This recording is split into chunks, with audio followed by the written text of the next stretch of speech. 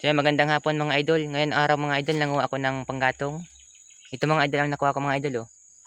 Sobrang haba niyan mga idol. Yan, oh. Yan.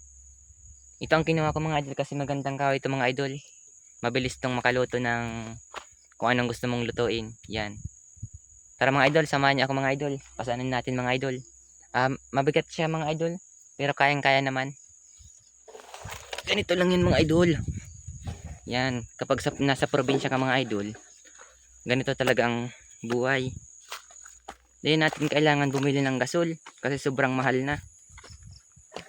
Kung nasa probinsya ka mga idol, libre lang yung panggatong, makakaluto ka kahit hindi ka gumastos. Kaya mas maganda dito sa probinsya mga idol. Tahimik pa ang paligid. Tara mga idol. Grabe, mabigat yung mga idol. Pero kayang-kaya to, basic lang to mga idol. Sanay na tayo dyan sa pasanan na yan.